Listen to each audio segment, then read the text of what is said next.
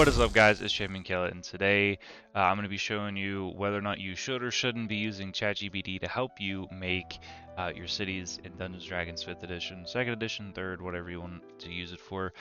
It's pretty freaking good. It's a little crazy.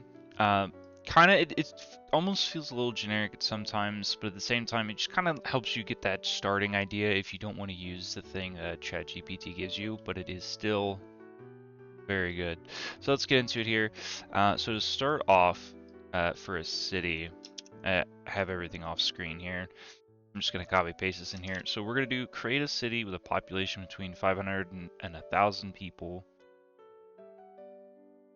And this is how fast it's gonna. Here's a diverse and lively, perfect city for DnD settings. So it gives you the name, population approximately 850 people, races human 60%, halfling 25, orc is 15. So orcs seem to be kind of unpopular here. Obviously, you can change that. You can change anything here.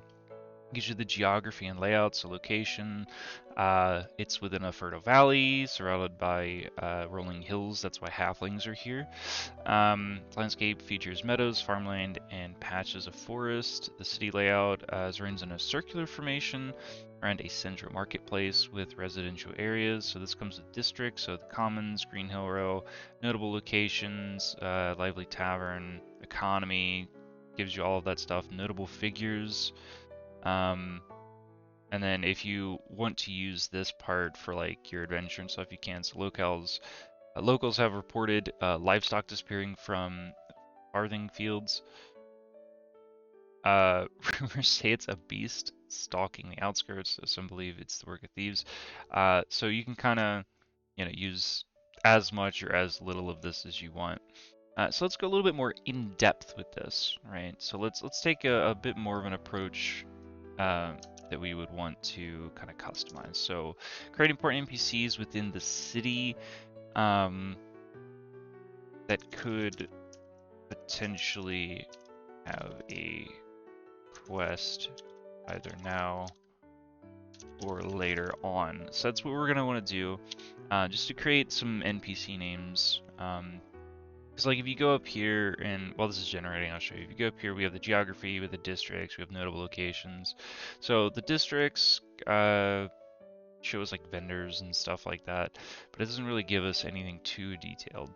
We go to notable locations, there's a tavern, there's an orc-owned blacksmith shop, a modest temple, we got an old stone tower, okay. So here we go, we got Hilda Proudfoot, she's a female halfling, this is the mayor. Her description is a sharp-minded, middle-aged halfling with a quick smile and even quicker wit. Quest hook is unwanted guest who was caught a wind of a group of mercenaries lurking around Dawn Meadow. She suspects they might be trying to extort or intimidate local businesses. She asks players to investigate and, if needed, persuade them to leave, preferably peacefully, obviously. Her role is mayor, mediator, and she is also a tactician. So she actually has some type of expertise. So we got a male orc, we got a male human, retired ranger, herbalist, minor explorer. So just a whole bunch of different people, and you can use or not use any of these guys. You can customize them obviously as you see fit, but I mean it took you like 2 seconds to get this. So we're gonna go and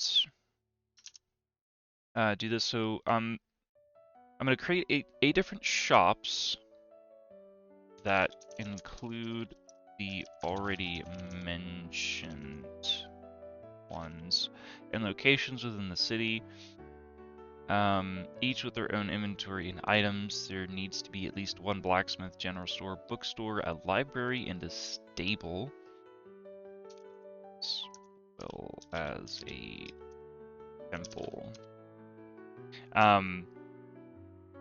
So we're gonna see if it adds in the, it already kind of did right here. Here we go, notable locations, the tavern and stuff.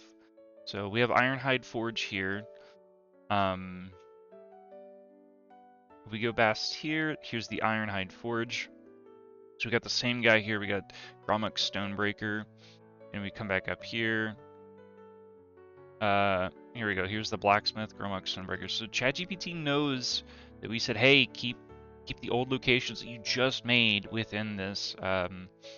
So anyways, here's his inventory. He's got basic short sword. He's got orcish great swords. It even comes with like its own little, magical property or non-magical property.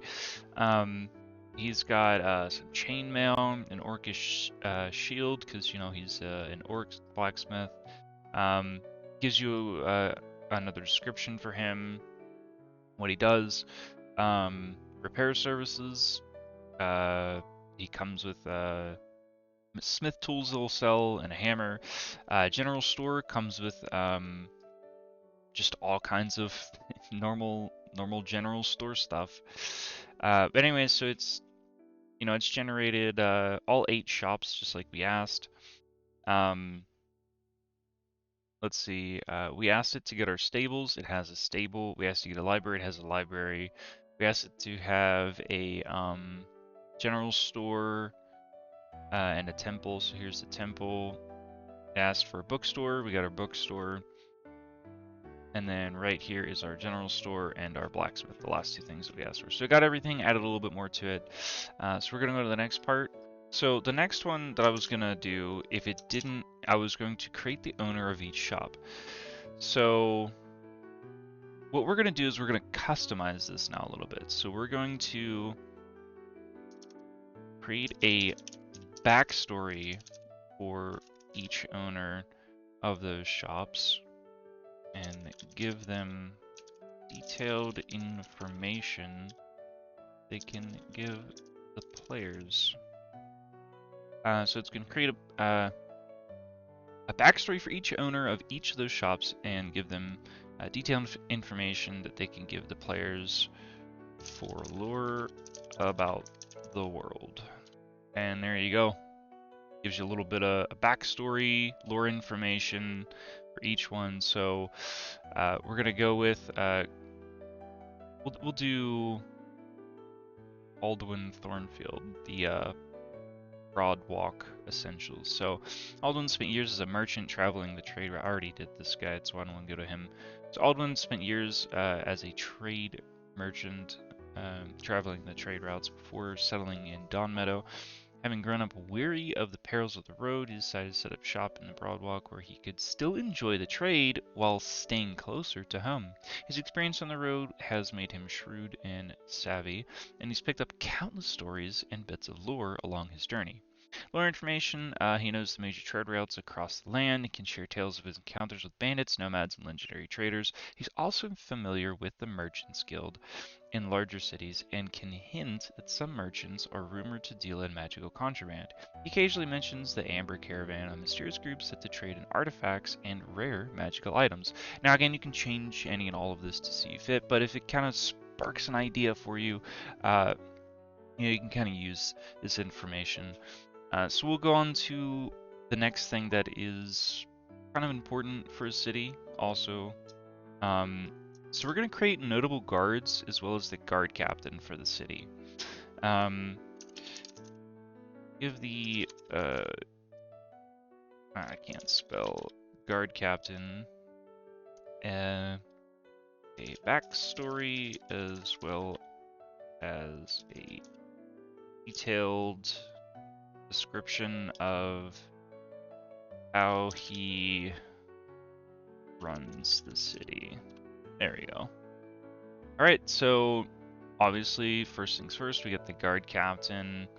And I didn't ask for like lore or anything like that from this guy, because what we want to do is give this guy the backstory, and then, this is kind of like what his probably done this whole life, so he doesn't really need a whole lot of lore for him.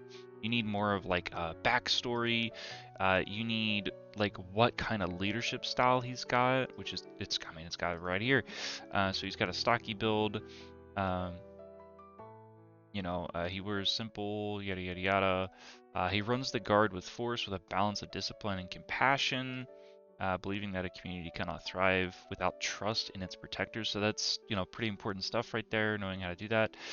So here's notable guards. So we have Lyra Blackthorn. She's a lieutenant, half elf. Okay, so this is interesting here. So if we notice up here, there's humans, halflings, and orcs, right? Okay, well, we have a guard now that is all of a sudden a half-elf. So that's pretty important to note whenever generating this stuff. So we have 2 humans, a dwarf, and a half-elf.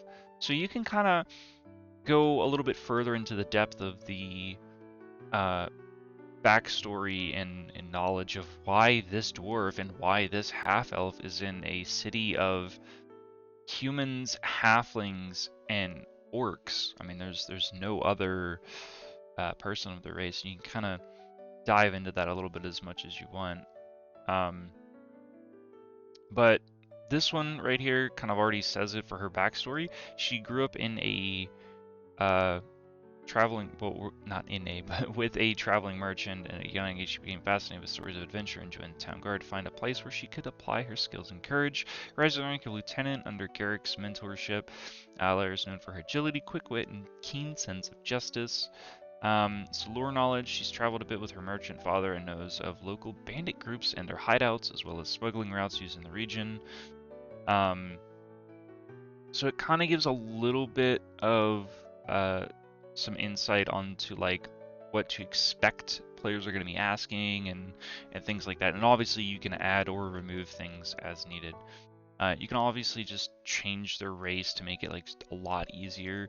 You can also, whenever you ask the prompt to make it, make them only human, orc, or halfling if you wanted to. I'm obviously not going to type that in because we just made those.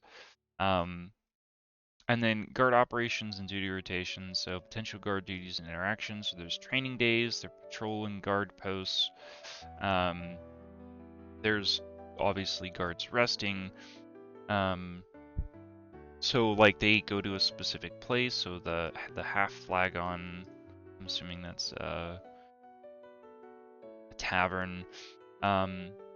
So this is how they respond to crime. This is pretty interesting. If the players engage in any criminal activity, the guards will respond quickly, assessing the situation based on Garrick's code of conduct. Minor offenses are typically forgiven after a warning, while more serious offenses could result in imprisonment or fines.